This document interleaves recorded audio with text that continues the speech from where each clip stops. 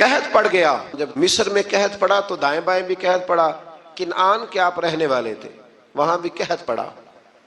حضرت یعقوب بیٹے کی یاد میں رو رو کے تو آنکھوں کی بینائی چلی گئی.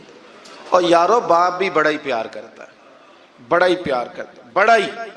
پتہ ہے باقی تمہیں تحفے دیتے ہیں, باقی تم سے محبت کرتے ہیں, تو باپ تو بیٹے کو اپنی جوانی دے دیتا ہے, اپنی جوانی اپنے بیٹے کے نام کر دیتا ہے.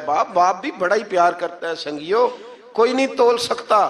بچے ایسے گھوم رہے ہوتے ہیں نا ابا جی کے سامنے, تو ان کا اٹھنا بیٹھنا چلنا ہی بڑا پیارا لگتا ہے, کا آنا جانا ہی بڑا پیارا لگتا ہے. باپ کا تو قد روز اونچا ہوتا ہے کہ اللہ نے مجھے لال عطا فرمائے. حضرت یعقوب کی آنکھوں کی بینائی چلی گئی رو رو کے. بھائی حضرت یوسف کے جب قحط پڑا تو انہیں پتا چلا کہ ایک واحد شہر مصر ہے جہاں گندم سٹاک ہے, جو کہ حضرت یوسف کو پتا تھا. خواب بادشاہ دیکھ چکا تھا, تو آپ نے مال 7 سالوں کے لیے جمع کر لیا. اب بھائی آئے, اللہ اکبر, دشمن سامنے نظر آئے, مخالف حاسد, تو پھر انسان ٹھہرا رہے اور انسان کمزور نہ ہو, طاقتور ہو. اتنا طاقتور ہو کہ حکمران ہی بن گیا ہو. ذرا نبیوں کے حوصلے بھی دیکھنا, پیغمبروں کے حوصلے بھی دیکھنا. بھائی آئے, کہا گندم چاہیے, تو جناب یوسف نے اوہو پائیاں جیا ساکھ نہیں کوئی جے وچ خار نہ ہوئے. ہاں, اور میاں صاحب فرمایا کرتے تھے پائی پائیاں دیاں باواں ہوندے تے پائی پائیاں دے ویری. بھائی جیسے ہی داخل ہوئے تو جناب یوسف کی آنکھیں بھر آئیں, رو پڑے, او میرے بھائی آ گیا, رو پڑے.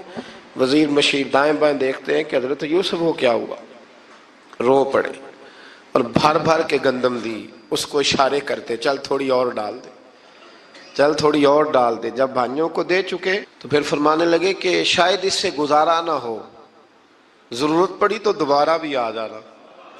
اپنی قوم کو ترس دے رہے, تھوڑا تھوڑا کھاؤ. ان بھائیوں کو کہتے ہیں ضرورت پڑی نا آ جانا دوبارہ. اور کہنے لگے تمہارا ایک اور بھائی بھی ہے. کہا ہاں ہے, بنیامین نام ہے. فرمایا ہو سکے تو اسے بھی لے آنا. بھائی پیسے لے کے آئے تھے گندم لینے کے لیے, اور جب واپس جانے لگے تو حضرت یوسف نے ان کی رقم دوبارہ رکھ دی, وہ دوبارہ ان کی بوریوں میں رکھ دی. گھر جا کے انہوں نے کھولی تو گندم بھی تھی اور پیسے بھی تھے. اب بھائیوں سے پیسے تھوڑی وصول کرنے. جا کے اپنے والد سے کہنے لگے ابا بادشاہ بڑے دیکھے ہیں پر اس میں کوئی خوشبو دیکھی. تو اس نے کہا ہے کہ اپنے دوسرے بھائی کو بھی لے کے آنا, تو بنیامین کو لے جائیں. حضرت یعقوب فرمانے لگے پہلے بھی تم پہ بھروسہ کر چکا ہوں, بار بار نہیں کروں گا. یوسف گوا چکا ہوں. پوتے بول پڑے, کہنے لگے دادا جی آپ تو ہر وقت یوسف یوسف ہی کرتے رہتے. انہوں نے ضد کی, اصرار کیا, تو جناب بنیامین کو ساتھ وعدہ لے کے, عہد لے کے, قسم لے کے بھیج دیا حضرت یعقوب نے. جناب بنیامین بھی پہنچے مصر میں. یہ دونوں ایک ماں سے تھے, سگے دونوں تھے. حضرت یوسف نے جناب بنیامین کو دیکھا تو اپنے ساتھ بٹھا لیا, اور ذرا باتیں باتیں کر کے نا ادھر بیٹھ جاؤ, ادھر بیٹھ جاؤ, اچھا نہیں ہے جگہ, آپ ادھر آ جاؤ میرے ساتھ بیٹھ جاؤ. بھائی تھا نا سگا, اچھا چلو ٹھیک ہے آپ ادھر آ جاؤ. بھائی کو ساتھ بٹھا لیا. ابھی جب چیزیں دینے لگے تو کان میں کہنے لگے, وہ پریشان تھے نا حضرت بنیامین کہ یہ بندہ کیا کر رہا ہے, تو کان میں کہنے لگے میں بھائی ہوں تیرا, میں یوسف ہوں. تو اس طرح کہا یار تھوڑے دن میرے پاس رہ نہیں جاتا. تو حضرت بنیامین کہنے لگے رہ جاتا ہوں. رہ گئے جناب بنیامین. اب کہا نہیں میں نہیں بھیجوں گا. کچھ لوگوں نے یہ لکھا ہے کہ حضرت بنیامین کے جو بوری تھی اس کے اندر انہوں نے تھیلے کے اندر شاہی پیالہ رکھ دیا اور فرمایا اس کو ہم نہیں جانے دیں گے, ہمارا پیالہ کیسے, یہ نہیں کہا کہ یہ چور ہے, کہا پیالہ کیسے آیا اس کے تھیلے پہ, لہذا یہ ابھی ہم رہے گا ہمارے پاس, دیکھیں گے. وہ باقی چلے گئے تو یہودا کہنے لگا کہ میں نہیں جاتا, میں یہیں ٹھہروں گا, اس لیے کہ میں باپ کو کیا بتاؤں گا کہ پہلے بھی میں کرتا میں ہی لے کے گیا تھا یوسف کا, اب میں کیا بتاؤں گا. واپس گئے اور جا کے بتایا کہ جناب بنیامین کو انہوں نے رکھ لیا ہے, معاملہ بن گیا ہے. وہ کہتے ہیں کیسے پیالہ آیا ہے, شاہی پیالہ. حضرت سیدنا یعقوب علیہ السلام فرمانے لگے میں نے تمہیں پہلے ہی کہا تھا کہ تم میرے बिन्यामीन को भी ले जा रहे हो, पहले मैं भरोसा करके यूसुफ के मामले में परेशान हूँ। फरमाया इस तरह करो, जाओ ढूंढो जाके मेरे यूसुफ को और ढूंढो जाके मेरे बिन्यामीन को, जाओ तलाश करो। अल्लाह अकबर। भाई दोबारा आए, गंदम भी खत्म हो गई थी। आते ही कहा कि ऐ अजीज़े मिस्र, बड़ी बुरी हालत है, हम बड़े परेशान हैं, हमारे बाप की रो रो के आंखें चली गई हैं, मेहरबानी करो कुछ गंदम भी दे दो और इस तरह करो कि हमारा भाई भी हमें वापस कर दो ताकि हम इसे ले जाएं और हमारे वालिद गिरामी की आंखें ठंडी हो। हजरत यूसुफ अला नबीना अलैहिस्सलाम उनकी बातें भी सुनने लगे और गौर से उनके चेहरे भी देखने लगे, गौर से। तो जब उन्होंने हजरत यूसुफ अलैहिस्सलाम की तरफ गौर से देखा तो हजरत यूसुफ कहने लगे मुझे पहचानते हो, पहचानते हो? कहा नहीं। फरमाने लगे मैं यूसुफ हूं। काला अना यूसुफ, कहने लगे मैं यूसुफ हूं। और हजरत बिन्यामीन की तरफ इशारा करके कहने लगे वह हाज़ा अखी, और ये मेरा भाई है। मैं यूसुफ हूं और ये मेरा भाई है। और फरमाने लगे अल्लाह ने हम पर एहसान किया है और जो तकवा इख्तियार करता है और सब्र करता है अल्लाह ताला उस नेक के अजर को कभी जाया। ये नहीं फरमाया मैंने बड़े तकवे किए, परहेजगारी की तो बच गया। फरमाया जो भी तकवा इख्तियार करेगा, जो भी सब्र करेगा, अल्लाह उस नेक के अजर को कभी जाया नहीं करेगा। फिर फरमाने लगे जाओ आज तुम पर कोई गुनाह नहीं, जाओ। एकदम ही उसी वक्त ही फरमाया जाओ मैंने तुम्हें माफ किया, जाओ मैंने तुम्हें माफ किया। और फरमाने लगे मेरी दुआ है कि मेरा रब भी तुम्हें माफ कर दे।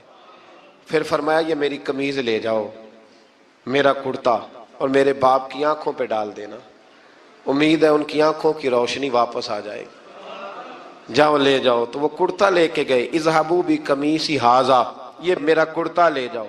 देखो अल्लाह वालों के वजूद से जो चीज लग जाए तबर्रुक बन जाती है। तो वो कुर्ता लेके गए भाई, अभी दूर ही थे। तो कुरान मजीद कहता है अभी वो दूर थे तो सैयदना याकूब अलैहिस्सलाम फरमाने लगे भाई मुझे यूसुफ की खुशबू आ रही है, मुझे ना यूसुफ की। अल्लाह अकबर। कौन अंदाजा करे बाप और बेटे की मोहब्बत का। मुझे ना खुशबू आ रही है, यूसुफ की खुशबू, मुझे खुशबू आ रही है। तो हजरत सैयदना याकूब अलैहिस्सलाम की आंखों पे डाला तो रोशनी वापस आ गई। काबा जी जरा चल के देखो तो सही रब ने आपके बेटे को कितनी शाने अता फरमाई। चलो ना। ये 72 लोग थे जो यहां से चले किनान से, और हजारों का लश्कर लेकर हजरत यूसुफ आए, हजारों का लश्कर लेके वालिद के इस्तकबाल के लिए। और जब बाप बेटे की मुलाकात हुई तो इमाम गजाली फरमाते हैं 4 लोग दुनिया में बड़ा ही रोए हैं। एक हुजूर बड़ा रोए हैं उम्मत के गम में, और एक सैयदा फातिमा बड़ा ही रोई हैं हुजूर के विसाल के बाद, और तीसरा फरमाते हैं याकूब बड़ा ही रोए हैं हजरत यूसुफ के लिए, बड़ा ही। और चौथे इमाम ज़ैनुल आबिदीन बड़ा ही रोए हैं वाक़या करबला के बाद। ये 4 लोग बड़ा ही रोए। फिर जब मुलाकात हुई दोनों की तो इस दर्द से मुलाकात हुई कि हर आंख अश्क बार हो गई। बाप बेटा इतनी वारफ्तगी से मिल रहे थे, इतनी वारफ्तगी से कि दाएं बाएं इन्हें खबर ही न रही कि बाकी लोग भी हैं। हजरत अल्लामा इस्माइल हकी ने लिखा है कि जनाब जिब्रील अमीन हजरत याकूब के कान में कहने लगे बस करें, ऊपर तो जरा नजर उठाएं, फरिश्ते भी दीदार के लिए आए हुए हैं। देखें अल्लाह के फरिश्ते भी आए हैं इस मंजरे मोहब्बत को देखने के लिए। हजरत सैयदना याकूब अलैहिस्सलाम, हजरत यूसुफ की वालदा और फिर आपके 11 भाई सारे आपके लिए सजदे में गिर गए। तो हजरत यूसुफ कहने लगे अब्बा जी ये वो मेरा ख्वाब है जो मैंने बचपन में देखा था, ये वो मेरा ख्वाब है। हजरत सैयदना याकूब अलैहिस्सलाम फिर कम बेश लगभग 23 साल, कुछ ने लिखा है 40 साल मिस्र में रहे। और जब विसाल होने लगा तो हजरत यूसुफ से फरमाने लगे बेटा मुझे यहाँ दफन न करना, मुझे वहीं ले जाना जहाँ मेरे वालिद दफन है। वहां जाके वो दफन हुए। हजरत यूसुफ अलैहिस्सलाम ने फिर सालों हुकूमत की मिस्र पर, फिर वहीं उनकी तदफीन हुई। और जब तदफीन हुई तो इख्तलाफ हो गया, हर कबीला कहता था हमने अपनी तरफ यूसुफ को दफन करना है, इसलिए कि जिस तरफ उनको दफन करेंगे खुशहालियां होंगी। फिर फैसला हुआ कि संगे मरमर के ताबूत में रख के हजरत यूसुफ को दफन किया जाए। اور دفن کرنے کے بعد ایسی جگہ پہ دفن کیا جائے جہاں سے پانی چھو کے گزرتا ہے. تو ان کو وہاں دفن کیا گیا, پانی چھو کے گزرتا تھا, لوگ کھیتیوں کو لگاتے تھے اور مصر سرسبز و شاداب رہتا تھا.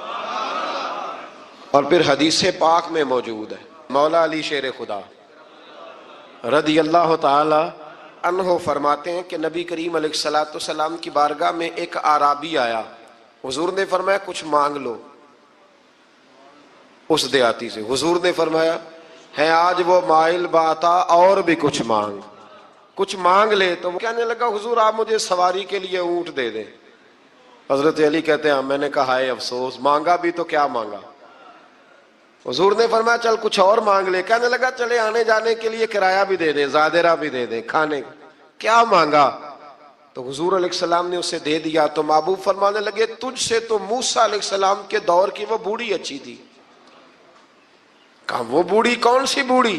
تو حضور علیہ السلام فرمانے لگے رب کریم نے حضرت موسیٰ کو حکم دیا کہ جب آپ مصر سے نکلیں تو حضرت یوسف کی قبر کو کھود کر ان کا تابوت بھی ساتھ لے جائیں. تو حضرت سیدنا موسیٰ علیہ السلام نے عرض کی مالک وہ کیسے پتہ چلے گا؟ فرمایا وہ تو آپ نے خود ہی پتہ کرنا ہے کہ وہ تابوت کہاں ہے. وہ دریا کے اندر تھا. کیسے پتہ کرنا ہے؟ پتہ کرتے کرتے پتہ چلا کہ ایک بوڑھی اماں ہے, اسے پتہ ہے تابوت کہاں ہے. وہ کدھر ہے تابوت؟ تو بوڑھی اماں کو پتہ ہے. حضرت موسیٰ بوڑھی کے پاس گئے, کہنے لگے اماں وہ تجھے پتہ ہے یوسف کی قبر کہاں؟ کہنے لگی پتہ ہے.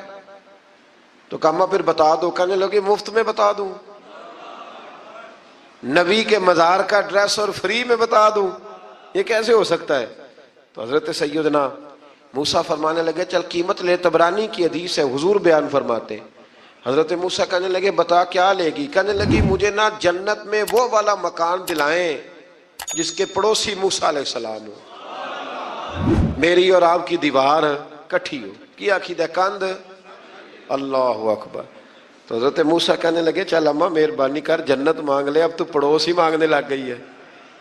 تو اب نبیوں کا درجہ تو بڑا ہوگا, تو دینے والا اللہ ہے, میں دعا کرتا ہوں. تو کہنے لگی جی ٹھیک ہے, اگر آپ نہیں دیتے تو میں ایڈریس نہیں بتاتی.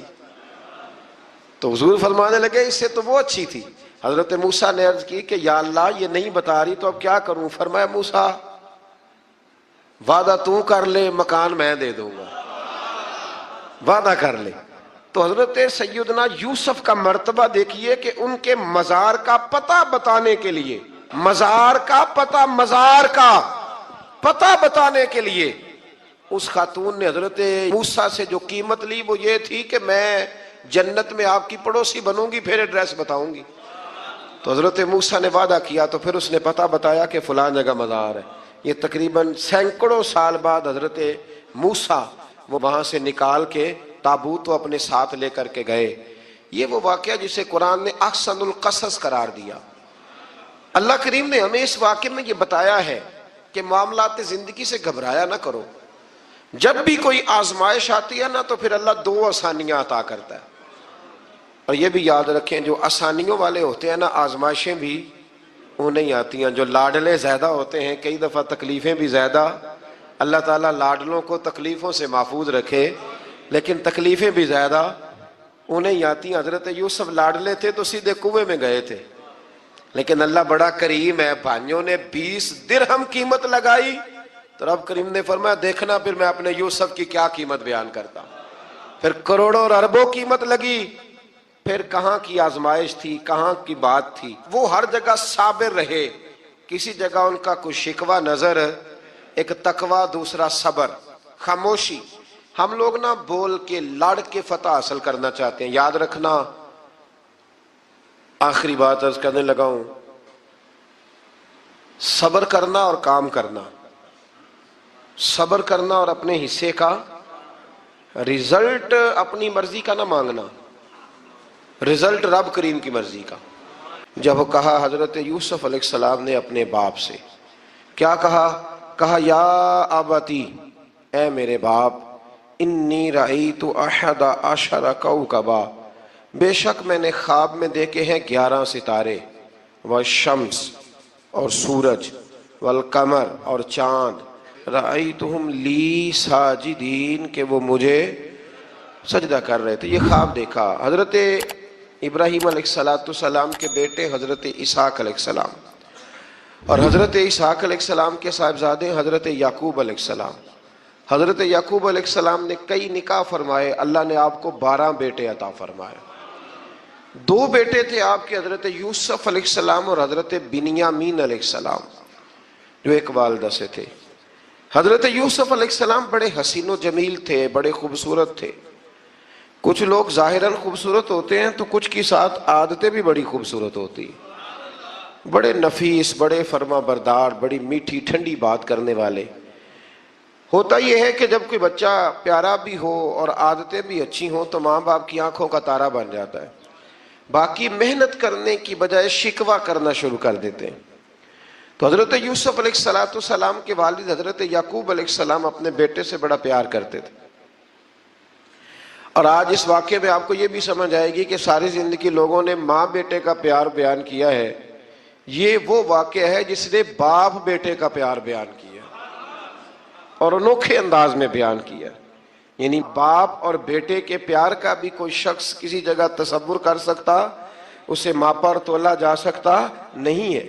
تو حضرت یعقوب علیہ السلام کے صاحبزادے تھے یوسف علیہ السلام، آپ بڑا پیار کرتے تھے تو باقی بھائی تھوڑا حسد کرنے لگے، انہیں جلنا شروع کر دیا. حضرت سیدنا یوسف علیہ السلام ایک دن فرمانے لگے اپنے والد سے کہ ابا جی میں نے خواب دیکھا ہے کہ 11 ستارے، سورج اور چاند مجھے سجدہ کر رہے ہیں. قال یا بنی لا تقصص رؤیاک علی اخواتک، کہ بیٹا اپنا خواب اپنے بھائیوں سے نہ بیان کرنا،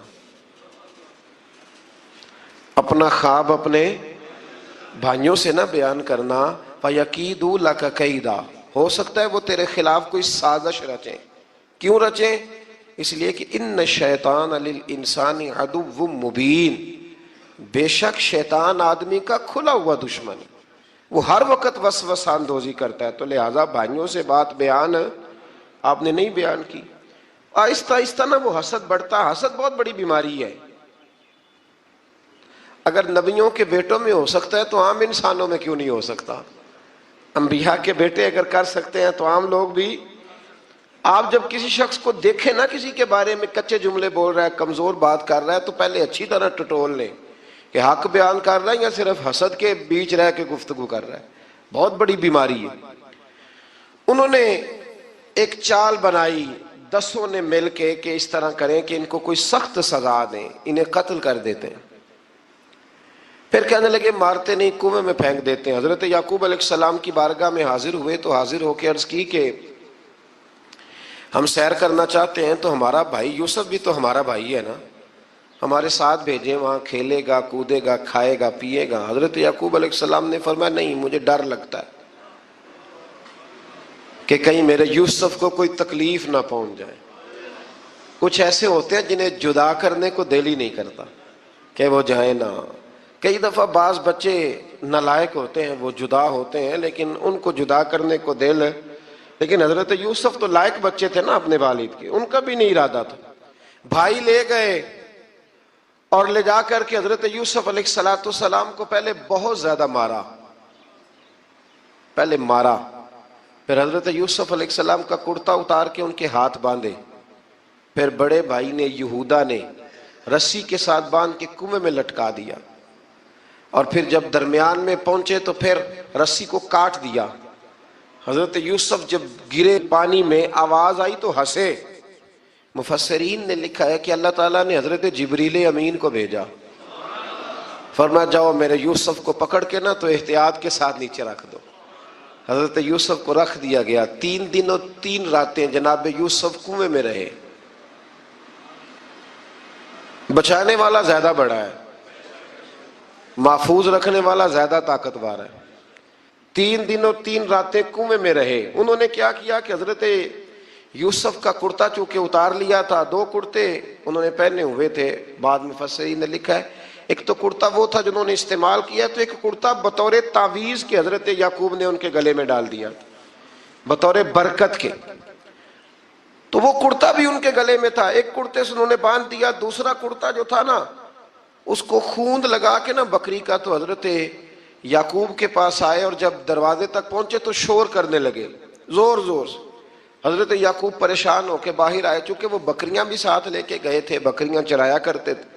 تو کہا بکریوں کو بھیڑیا تو نہیں پڑ گیا؟ تو کہنے لگے حضور بکریوں کو تو نہیں پڑا پر حضرت یوسف کو لے گیا ہے، اور حضرت یوسف علیہ السلام شہید ہو گئے۔ حضرت یعقوب علیہ السلام نے نا وہ کرتا دیکھا تو کرتا دیکھ کے فرمانے لگے بڑا سیانہ تھا بھیڑیا، یوسف سارا کھا گیا ہے پر کرتا کسی جگہ سے پھٹا بھی نہیں۔ اس کا مطلب ہے کہ حضرت یعقوب کو سمجھ آ گئی کہ میرے یوسف کو بھیڑیے نے کھایا نہیں ہے۔ یہ قرآن مجید ہے، فرمایا بڑا سمجھدار تھا بھائی، کرتا پھٹا بھی نہیں اور یوسف وہ سارا کھا گیا۔ اب یہ روز وہاں بکریاں چرانے جاتے تھے، یا جناب یعقوب تو رونے لگے تو بھائی روز جاتے تھے، جھانک جھانک کے دیکھتے تھے کہ یوسف ہے کہ نہیں۔ تیسرے دن ایک قافلہ وہاں سے گزرا جو مصر جا رہا تھا، انہوں نے پانی نکالنے کے لیے جب ڈول لٹکایا تو حضرت یوسف نے پکڑ لیا۔ اس شخص نے حضرت جناب یوسف علیہ السلام کو اوپر کھینچا، جب اب واپس اوپر زندہ نکل آئے تو بھائی پھر حیران ہو گئے، ابھی بھی شکر ادا نہیں کیا کہ 3 دن کے بعد دیکھو اللہ نے کتنا فضل فرمایا ہے۔ لیکن وہ پھر کہنے لگے قریب آ کے نا اس سے، یہ ہمارا بھاگا ہوا غلام ہے، اگر تمہیں چاہیے تو لے لو، سستا بیچ دیں گے۔ حضرت یوسف کا قول بعد مفسرین نے لکھا ہے، آپ فرماتے ہیں کہ مجھے جب انہوں نے تھپڑ مارے تو اتنی تکلیف نہیں ہوئی، کنویں میں پھینکا تو اتنی تکلیف نہیں ہوئی، تکلیف تب ہوئی جب انہوں نے مجھے بھائی نہیں مانا اور کہنے لگے یہ ہمارا بھاگا ہوا غلام ہے۔ تو کہا کتنے کا بیچو گے؟ کہا تم 20 درہم دے دو اور لے لو۔ 20 درہم کا جناب یوسف کو بیچ دیا۔ وہ لے گئے مصر کی منڈی میں، وہاں قیمت لگنے لگی، کتنے ہزار، اتنے ہزار، اتنے ہزار۔ اللہ اکبر۔ جناب یوسف کہتے میں نے وہ رنگ بھی دیکھا کہ جب میرا باپ سب سے بڑھ کر مجھ سے پیار کرتا تھا، اور آج میں وہی یوسف ہوں جس کی بولیاں لگ رہی، جس کی بولیاں لگ رہی۔ عزیز مصر آ گیا، مصر کا جو مال خزانہ کا مالک تھا وہ شخص آ گیا۔ اس میں بھی کئی اقوال ہیں کہ وہ بادشاہ تھا کہ کیا تھا، بہرحال عزیز مصر آیا، خزانوں پر قبضہ اسی کا تھا۔ اس نے حضرت یوسف علیہ السلام کے وزن کے برابر سونا تول کے دیا، وزن کے برابر چاندی تول کے دی، وزن کے برابر اس نے ہیرے جواہرات دیے، پھر گھر لے گیا۔ اور جناب یوسف علیہ السلام فرماتے ہیں میں ایک آزمائش سے نکلا، جب گھر آیا تو بڑے سکون سے رہنے لگا۔ عزیز مصر نے اپنی بیوی زلیخا سے کہا اس کا خاص خیال رکھنا۔ فرماتے ہیں محبت ملنے لگی، پیار ملنے لگا، گھر میں بڑی خوشی سے رہنے لگا، پر اللہ کو کچھ اور ہی منظور تھا۔ آزمائش پر آزمائش ذرا دیکھیے گا، پہلے باپ کا پیار، پھر کنواں، پھر کنویں سے بچ گئے تو مصر کی منڈی۔ فرماتے ہیں وہاں سے میں بچ کے آیا تو عزیز مصر کے گھر رہنے لگا۔ زلیخا فریفتہ ہو گئی، گناہ کی دعوت دینے لگی، تو حضرت یوسف نے کہا قال معاذ اللہ، میں اللہ کی پناہ چاہتا ہوں۔ سارے دروازے بند کر کے جب وہ پیچھے بھاگی، اصل حسین وہی شخص ہوتا ہے جو اپنے باطن کے حسن کو بچا لیا کرتا ہے، جو سوداگری کرنے لگے وہ تھوڑا حسین ہوتا ہے۔ حضرت یوسف علیہ السلام جب بھاگے تو اس نے پیچھے سے پکڑ کے کرتا کھینچا، کرتا پھٹ گیا۔ ابھی آپ دروازے تک پہنچے تھے، عزیز مصر خود آ گیا۔ اس نے آگے کہا یہ کیا ہو رہا ہے؟ تو اس نے مکر کیا، زلیخا نے، کہنے لگی کہ ہونا کیا ہے، اس کو گھر میں رکھ کے پالا ہے، اب جوان ہوا ہے تو معاذ اللہ اس نے میرے طرف دست درازی کرنے کی کوشش کی ہے۔ حضرت یوسف پھر خاموش ہو گئے۔ بھائی بیچ رہے تھے تو پھر بھی خاموش تھے۔ کبھی کبھی کچھ چیزیں خاموش رہ کے سہنی پڑتی ہیں۔ زخم پہ زخم کھا کے جی، خونے جگر کے گھونٹ پی، آہ نہ کر لبوں کو سی، یہ عشق ہے کو دل لگی نہیں۔ حضرت یوسف علیہ السلام پھر چپ ہے۔ زلیخا نے بڑی باتیں کی۔ ایک دانا آدمی تھا، قرآن کہتا ہے ایک بولا بولنے والا، ایک عقل مند بولا۔ اس نے کہا دیکھو نہ زلیخا کی سنو نہ یوسف کی سنو، اگر تو کرتا آگے سے پھٹا ہوا ہے تو پھر غلطی ہے جناب یوسف کی، اور اگر پیچھے سے پھٹا ہے تو پھر زلیخا کی غلطی۔ حضرت یوسف کی معاذ اللہ پھر غلطی۔ تو عزیز مصر نے کرتا دیکھا تو پیچھے سے پھٹا تھا، لیکن امام قرطبی کہتے ہیں وہ کوئی عقل مند آدمی نہیں، وہ تو 4 مہینے کا بچہ تھا، وہ ایک 4 مہینے کا وہ قریب تھا۔ حضرت یوسف علیہ السلام کی گواہی دینے کے لیے اللہ نے اسے زبان دی تھی. زلیخا کے ماموں کا بیٹا تھا, 4 مہینہ کا گہوارے میں لیٹا ہوا, جب بادشاہ سے فیصلہ نہیں ہو رہا تھا اور بادشاہ پریشان تھا عزیز مصر کہ کسی کو جا کے بتاؤں گا تو کوئی کیا سوچے گا, اس کے گھر میں کیا کچھ ہوتا ہے. کہتے پریشان تھا تو پنگوڑے سے بچہ بول پڑا, کہنے لگا بادشاہ اگر تو کرتا آگے سے پھٹا ہے تو پھر معاذ اللہ غلطی حضرت یوسف کی, اگر پیچھے سے پھٹا ہے تو پھر زلیخا کی. تو کرتا پیچھے سے پھٹا تھا, حضرت یوسف کے حق میں گواہی مکمل ہو گئی. اب آہستہ آہستہ نا دربار میں محل میں بات پھیلنے لگی تو بیویاں کہنے لگی اوہو زلیخا تو ایک غلام پہ عاشق ہو گئی ہے, ایک غلام پہ. تو زلیخا کہنے لگی تم مجھے میرا محبوب نہیں ڈٹھا. یہ رٹے ڈالنے والے دیکھتے نہیں اور دور کھڑے رہ رہ کے کہانیاں سناتے رہتے. انہوں نے کہا تو نے ابھی دیکھا نہیں نا, تو نے ابھی تجھے کیا پتا ہو کہ ماجرا کیا ہے. تو کہنے لگی نہیں تو غلام پہ. اس نے کہا چلو تجربہ کراتی ہوں. ساری عورتوں کو بٹھایا, ہاتھ میں ایک ایک سیب دیا, ایک ایک چھری دی, اور جب پوری تیاری ہو گئی پھل کاٹنے کی عورتوں کی تو جناب یوسف سے کہا ذرا جھلک تو دکھاؤ. تو حضرت یوسف نے جب جھلک دکھائی تو قرآن کہتا ہے سیب کاٹنے کی بجائے ہاتھ کاٹ لیے, اور کہنے لگی اوہو یہ کوئی بشر نہیں, یہ تو کوئی فرشتہ ہے, یہ کوئی فرشتہ ہے, یہ تو کوئی اللہ تبارک و تعالیٰ کی طرف سے آنے والا کوئی کرامت والا عزت والا شان والا فرشتہ ہے. حضرت زلیخا کہنے لگی سمجھ آئی ہے پھر, تو مجھ پر شکوہ کرتی تھی. تو اب وہ بات بھی آہستہ آہستہ پھیلنے لگی کہ حضرت یوسف علیہ السلام کی غلطی نہیں, غلطی زلیخا کی. اب بادشاہ نے زلیخا سے کہا کہ اگر تو میں تیری بات کروں تو تیرے ساتھ میری بدنامی کا بھی ڈر ہے, کیا کرے. طے یہ پایا کہ حضرت یوسف کو جیل میں ڈال دیا جائے. پہلے بھائیوں کے تھپڑ, پھر کنواں, پھر مصر کی منڈی, پھر زلیخا کا الزام, اور پھر باری آ گئی جیل جانے کی. حضرت یوسف علیہ السلام کو جیل میں, کچھ نے لکھا ہے 12 سال جیل میں رہے, جیل میں ڈال دیا. حضرت یوسف علیہ السلام جیل میں کیا کرتے؟ واعظ فرماتے, تبلیغ فرماتے, لوگوں کو اللہ کی توحید کی دعوت دیتے. وہاں جیل میں نا ایک شخص نے خواب دیکھا, اس نے دیکھا کہ میرے سر پہ نا پرندے کھا رہے. تو حضرت یوسف کہنے لگے اس کی تعبیر یہ ہے کہ تجھے قتل کیا جائے گا اور تیری لاش کچھ دیر پڑی رہے گی تو پرندے تیرے سر پہ آ کے بیٹھیں گے, یہ تعبیر ہے. ایسا ہی ہوا, واقعی وہ شخص قتل ہو گیا. ایک شخص نے دیکھا کہ وہ شراب کشید کر رہا ہے, اس نے بھی تعبیر پوچھی تو آپ نے فرمایا تو اپنے بادشاہ کو پلائے گا. محسوس ہوتا ہے کہ اتنی دیر تک شراب ناجائز نہیں تھی, تو اس کو شراب پلائے گا, یہ اس کی تعبیر ہے. وقت گزرتا گیا. وقت جو ہوتا ہے نا, وقت یہ خود بخود لوگوں کی بے گناہی ثابت کر دیتا ہے. ایک وقت میں نا پراپوگنڈا ہوتا ہے تو ہر آدمی پراپوگنڈے کا شکار ہوتا ہے. پھر جب وقت گزرتا جاتا ہے تو خود بخود وقت کا گزرنا کچھ چیزوں کا خود بخود حل بن جاتا ہے. حضرت یوسف علی نبینا علیہ الصلوۃ والسلام کو جب 12 سال بیت گئے تو بادشاہ نے, عزیز مصر نے خواب دیکھا. اس نے خواب دیکھا کہ 7 موٹی تازی گائیں دبلی پتلی گائیں کو کھا گئی, اور 7 خشک بالیاں ہیں اور 7 سرسبز و شاداب بالیاں ہیں. اپنے وزیر سے کہنے لگا کوئی تعبیر والا بندہ ملے. اس نے کہا کہ ایک بندہ ہے جس کی تعبیریں بڑی سچی ہیں. کہا وہ کون؟ کہنے لگے جناب یوسف. تو قید خانے میں پیغام بھیجا حضرت یوسف کو کہ خواب کی تعبیر بتائیں. تو جناب یوسف نے یہ نہیں کہا پہلے مجھے باہر نکالو, یہ نہیں فرمایا. فرمایا تعبیر یہ ہے, یہ جو 7 خشک بالیاں دیکھی ہیں نا, اس کا مطلب ہے کہ 7 سال تنگ دستی رہے گی, اور 7 سرسبز بالیاں دیکھی ہیں تو پھر 7 سال اللہ خوشحالی دے دے گا. اور فرمایا یہ جو تم نے گائیں دیکھی ہیں موٹی تازی وہ کھا گئی, فرمایا اس کی تعبیر یہ ہے کہ کوشش کرنا جو تمہارے پاس دن یہ چل رہے ہیں جن میں سرسبز و شاداب ہے کھیتیاں, تو 7 سالوں کے لیے اناج جمع کر لینا, بالیوں کے اندر ہی رہنے دینا, باہر نہ نکالنا. اور پھر اگلے جو خشک سال ہوں گے نا, وہ یہ جو جمع پونجی کی ہوگی نا, اس کی برکت سے وہ 7 سال آسانی سے.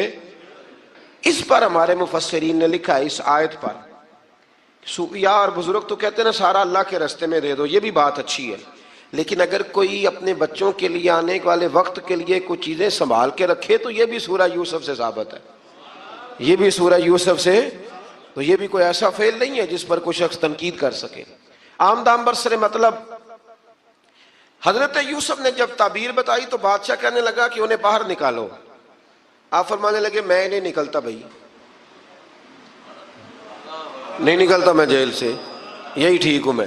آپ کیوں نہیں نکلتے؟ کہنے لگے پہلے اعلان کر کے لوگوں کو بتا کہ میں بے قصور ہوں۔ وہ جو تو نے پراپوگنڈا کیا نا اپنے منہ سے اعلان کر۔ اس نے جناب زلیخا کو بلایا، ان عورتوں کو بلایا، وہ عورتیں ساری سامنے آئیں، انہوں نے گواہی دی کہ یوسف تو بے گناہ ہے۔ پر سال کتنے لگ گئے؟ اللہ اکبر، 12 سال لگ گئے۔ یقین کریں کچھ لوگوں کو یہ ثابت کرنے میں نا کہ میں ٹھیک ہوں زندگی بیت جاتی ہے، اور میں تمہارا خیر کا ہوں زندگی بیت جاتی ہے۔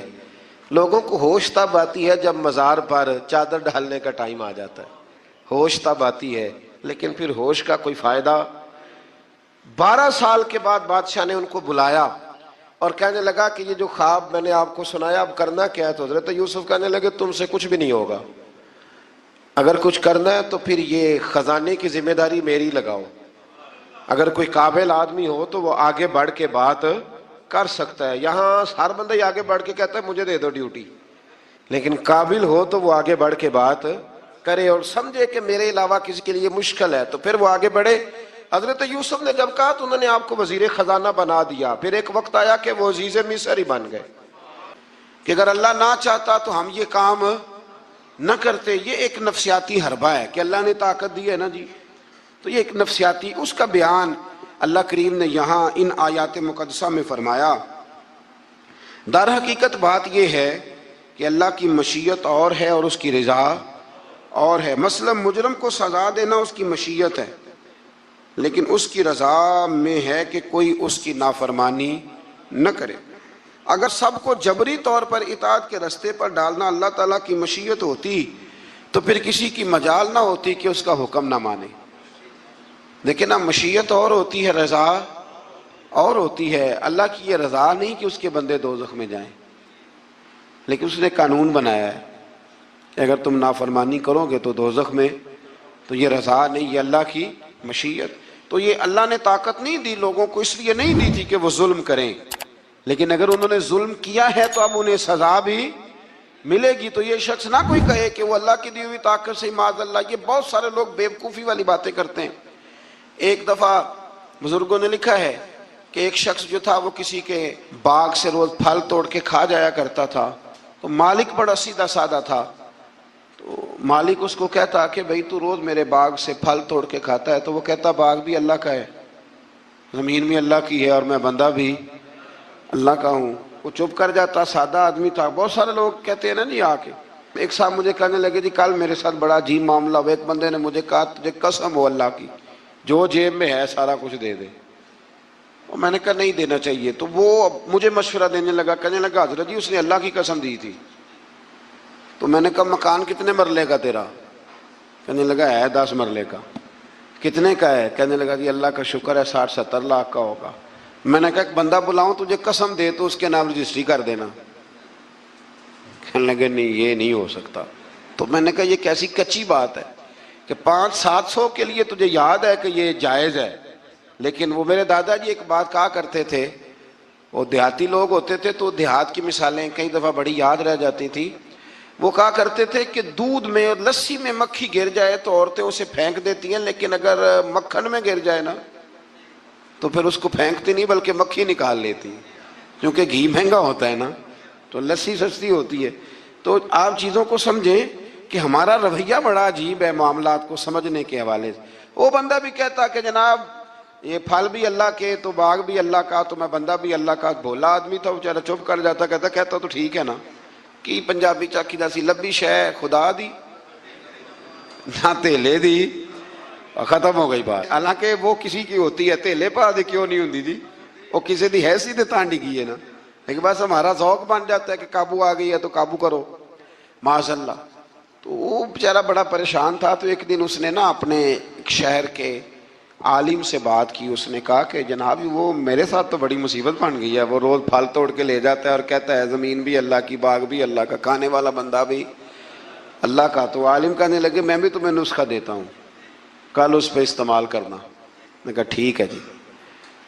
وہ وقت پہ آ گیا باغ کا مالک، تو جب وہ آیا نا پھل توڑنے، اس نے پھل بڑے سیر ہو کے کھائے، اس نے کھانے کا موقع دیا۔ جب وہ فارغ ہو گیا، اس نے اس کو رسی کے ساتھ درخت کے ساتھ باندھ لیا اور ڈنڈا پکڑ لیا، اور جب مارنے لگا تو کہنے لگا یہ کیا؟ کہنے لگا یہ چھڑی کی توفیق بھی اللہ کی، رسا بھی اللہ کا، باندھنے والا بندہ بھی اللہ کا، اب تجھے جو پھینٹی لگے گی وہ بھی اللہ کی دی ہوئی طاقت سے لگے گی، معاذ اللہ، اب تو کھا۔